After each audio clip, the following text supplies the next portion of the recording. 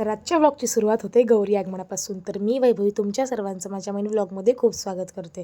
तर आधी सकाळी कार्यालयामध्ये गेलो, लग्नाचं डेकोरेशन फिक्स करायचं होतं, ते फिक्स केलं. घरी आल्यावर छान अशी शेव पाडली. त्यानंतर तोपर्यंत दुपारही झाली. मग लगे गौरी आगमनाची तयारी स्टार्ट केली. छान अंगण झाडून पुसून घेतलं. लगे मी गौराईंचे ठसे उमटवायला घेतले. त्यावर रियाने हळदी कुंकू घातलं. त्यानंतर मी छोटीशी अशी रांगोळी काढली. तोपर्यंत आत घरामध्ये डेकोरेशनची तयारीही सुरू झाली. दीदीने छान असे भांडे चकचकीत धुवूनही ठेवले होते. तर असं आमचं काहीसं घर दिसत होतं. आई आणि काकूने दोरे घेतले. तोपर्यंत अंगणात आमच्या गौराईंची पूजा स्टार्ट झाली. आम्ही गौराईंचं औक्षण केलं. गौराईंचं आम्ही थाटामाटात आमच्या घरी आगमन केलं. तोपर्यंत मुसळधार असा पाऊस सुरू झाला होता. तुम्ही बघू शकता आमच्या गौराई किती गोड दिसत आहेत ना, अक्षरशः नजर लागण्या इतक्या.